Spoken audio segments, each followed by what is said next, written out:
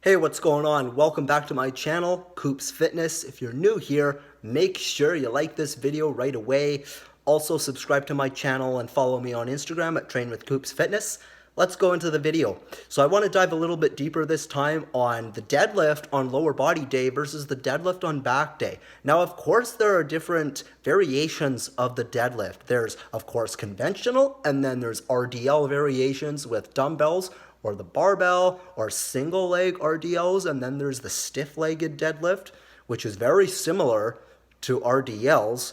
And so I'm going to break down which is best for which. And so what a lot of people do, because this is the most popular one, they just do conventional on every single day they deadlift. But they do it on leg day. Most importantly, specifically leg day is when most people would deadlift. And I do agree, like, yes, deadlift, I would say from an anatomical standpoint, yes, it's more of a leg exercise than a back exercise because it's working so much legs and only back at the top. But what I found was I actually think that the conventional deadlift is a lot more effective for a back day since it's a full, whole entire posterior chain pull right up to the top. It works your entire back of your body.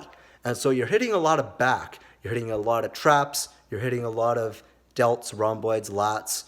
And so I think that because you're not working just legs, I think it's useful to actually conventional deadlift on an upper body pull day, a back day. And then I think on your lower body days, I think it's actually useful to actually not do any conventional deadlift at all, since the goal isn't to train your back. You want to take the back out of it, and you only want to focus on glutes and hamstrings. Well, makes sense. I mean, it's a lower body day. Why would you want to hit back? I think it's better to do conventional deadlift on back day and hit a little bit of legs on back day versus doing conventional deadlift on leg day and hitting a little bit of back on leg day. If you're going to do legs, just do legs. Just go halfway down, get that nice stretch in your hamstrings, swing your hips through, contract those glutes, right? Work those glutes and hams. That's the best way to do it. And so that formula basically breaks it up for you so that you don't have to worry about overworking yourself and which deadlift and which exercise you're going to do on what day.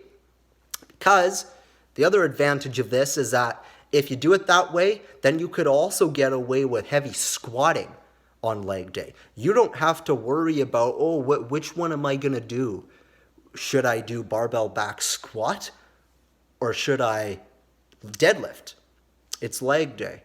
Which one should I do? You don't have to worry about that. You could do both, because with a part range of motion, Romanian deadlift or RDL, or if you're doing more of a stiff-legged motion, right, that's partial range of motion.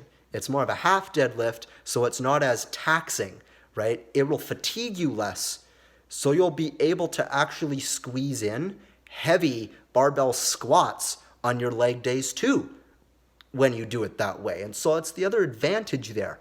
And it just makes so much more sense to break it up like that. Conventional deadlift on back day, the other type of deadlift on lower body day, as well as your other exercises like your squats. And then on back day, you can do your deadlift with your bent over rows. They go nice and good together. One thing I find really helps is when I actually start off with rows before deadlift. Go as heavy as I can. Go for my PRs. Go for my 1 to 4 rep maxes, 1 to 6 rep maxes heavy. And then once I get to a point where I hit a plateau or hit a new PR or just can't keep upping the weight, then what I'll do is I'll just go from there and I'll just transfer to a deadlift, because generally you can lift a lot more on the deadlift than you can with a row. The deadlift is a total body movement. That's why you can lift so much weight. It works your entire back of your body, your lower half and your upper half.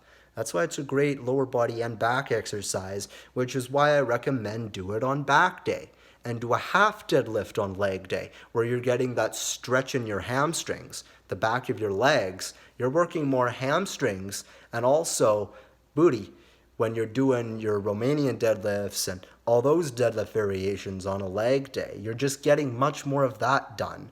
So just focus on that. Just focus on your RDLs, Romanian deadlifts. Just focus on those stiff-legged deadlifts where you're lowering down part way, sticking your butt back and just pulling the weight back up instead of pulling the weight all the way off the ground.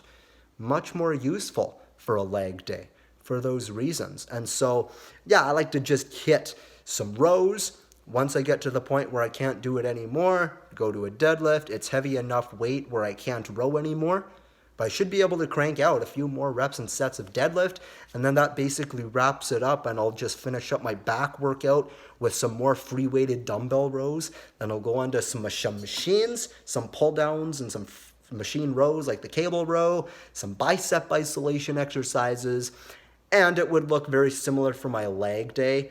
I would do squats, the heavy squats, partial range of motion deadlifts, some Romanians.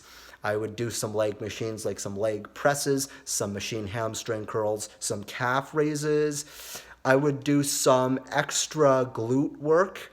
I know I talked about in other videos how a lot of guys like to neglect it because a lot of people seem to think that it should only be an exercise done by women, and that is 100% false. Everybody should be training their glutes just as much, which means that the glute bridge as well as hip thrusts are actually kind of effective for everybody, to tell you the truth, even guys, because if you develop that base, if you develop that foundational base, you're going to be so much stronger. You're going to have such better foundations when you're pressing overhead.